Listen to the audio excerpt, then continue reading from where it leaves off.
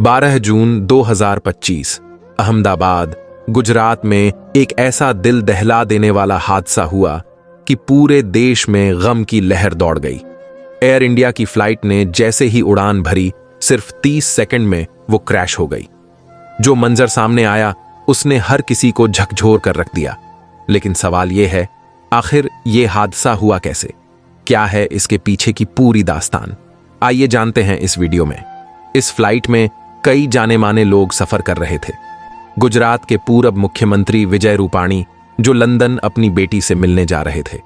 खुशबू राजपुरोहित, जिनकी इसी साल जनवरी में शादी हुई थी मनफूल सिंह से। डॉ कोमी व्यास, उदयपुर की एक मशहूर डॉक्टर, अपने पूरे घराने के साथ लंदन हमेशा के लिए जा रही थीं। इन तीनों के साथ कुल 242 मुसाफिर फ्लाइट नंबर AI 1 में सवार थे। बहुत से लोगों ने बोर्डिंग के बाद अपने घर वालों को मैसेज किया होगा, किसी ने सेल्फी भेजी होगी और किसी ने कहा होगा लंदन पहुंचकर बात करते हैं। लेकिन अफसोस, उनके अपने उस एक मैसेज का इंतजार करते रह गए, क्योंकि लंदन जाने वाली ये फ्लाइट टेक ऑफ के कुछ मिनटों बाद ही अहमदाबाद के एक मेडिकल कॉलेज पर जा गिरी। इस फ्लाइट में 53 ब्रिटिश, 7 पुर्तगाली, 1 कनाडाई और बाकी सभी भारतीय नागरिक थे। अहमदाबाद पुलिस के ताजा बयान के मुताबिक अब तक 241 मुसाफिरों की मौत की पुष्टि हो चुकी है और उनकी लाशें बरामद कर ली गई हैं। अगर जमीन पर हुई मौतों को भी जोड़ें तो ये आंकड़ा 294 तक पहुंच चुका है। इसके अलावा 41 लोग जख्मी हैं, जो या तो फ्लाइट में थे या फिर उस मेडिकल कॉलेज के हॉस्टल में। शुरुआती खबरों में कहा गया था कि किसी की जान नहीं बची, मगर एक शख्स बच निकले, रमेश कुमार, जो इंडियन ओरिजिन के ब्रिटिश नागरिक हैं। उन्हें सीट 11A मिली थी, जो इमरजेंसी एग्जिट के पास थी।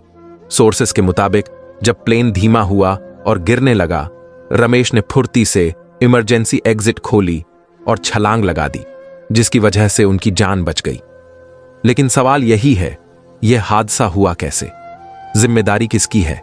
एयर इंडिया की फ्लाइट नंबर 171 बोइंग 787, जिसे ड्रीम लाइनर कहा जाता है, ने लंदन के लिए अहमदाबाद के सरदार वल्लभ भाई पटेल इंटरनेशनल एयरपोर्ट से उड़ान भरी थी।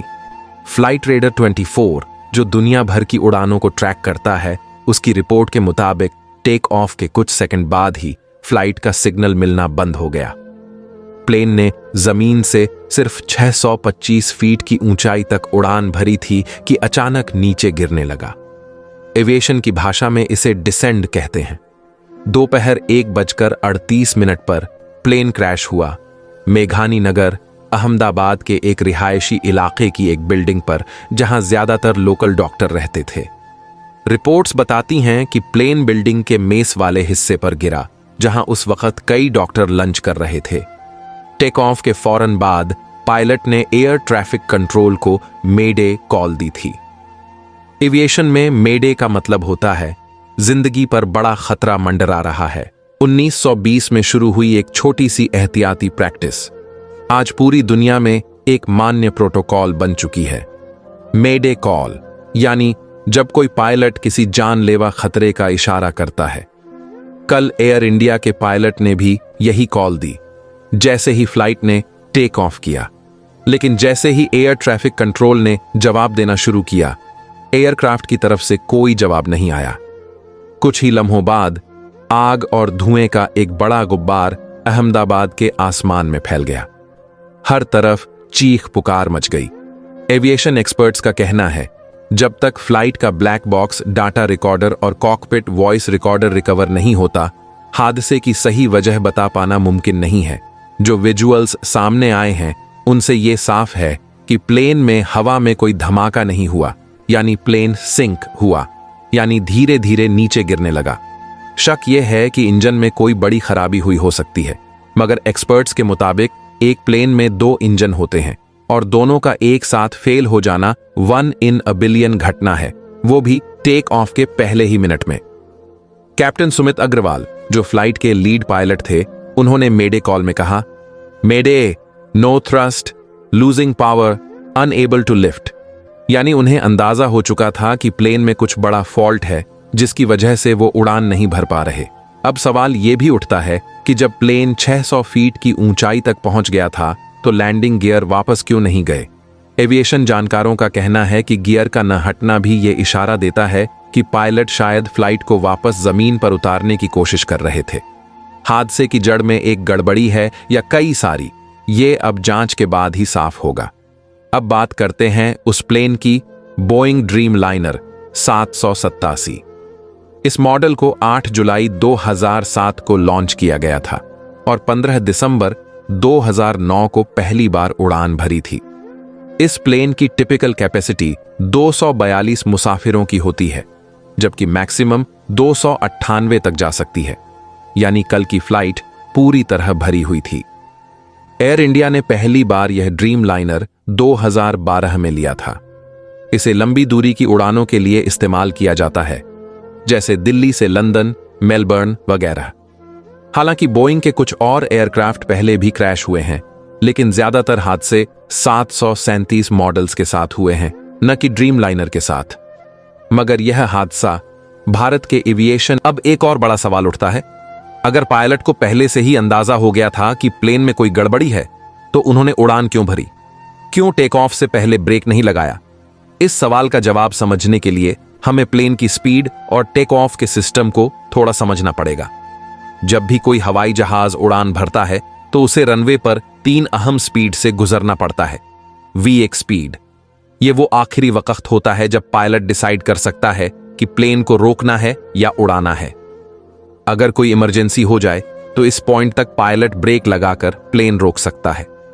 VR स्पीड, अब प्लेन इतनी रफ्तार पकड़ चुका होता है कि उसका नोज, सिरा हवा में उठना शुरू हो जाता है। लगाने की कोशिश की जाए तो बहुत देर हो चुकी होती है, प्लेन रुक नहीं सकता। V2 स्पीड, यह वह रफ्तार है जहां प्लेन सेफ फ्लाइट मोड में आ जाता है। अगर इस पॉइंट पर एक इंजन भी फेल हो जाए तो प्लेन दूसरे इंजन के भरोसे उड़ सकता है। अब आप सोचिए, अगर कोई दिक्कत VR स्पीड के दौरान आती है, यानी प्लेन जमीन छोड़ने ही वाला हो और इंजन फेल हो जाए, तो ना पायलट प्लेन रोक सकता है और ना ही वो प्लेन को ठीक से ऊपर उड़ा सकता है। यही सबसे खतरनाक मोड होता है टेक ऑफ के दौरान, और शायद इसी वजह से यह हादसा हुआ। उस फ्लाइट में बैठे कुछ लोग अपनों से मिलने जा रहे थे, कुछ अपने काम के सिलसिले में, कुछ गर्मियों की छुट्टियों का मजा लेने। मगर अफसोस, उनके घर वालों तक उनकी मौजूदगी नहीं, बल्कि उनके ना आने की मनहूस खबर पहुंची। 2025 का यह साल कुछ अलग ही सिखा रहा है दोस्तों। कभी कोई ट्रॉफी जीतने के जश्न में स्टेडियम गया, भगदड़ में जान चली गई। कोई सुकून के 2 पल बिताने पहलगाम गया, आतंकी हमले में मारा गया। और अब कोई लंदन जाने के लिए फ्लाइट में बैठा तो प्लेन क्रैश में दुनिया छोड़ गया।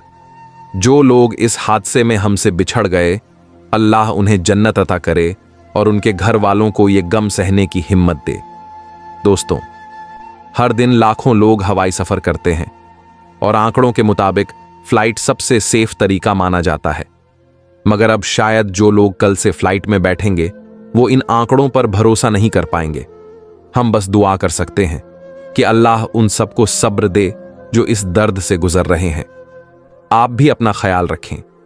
जल्द मिलते हैं एक और किस्से में, मगर तब तक जरा अपनों को गले लगाकर रखिए।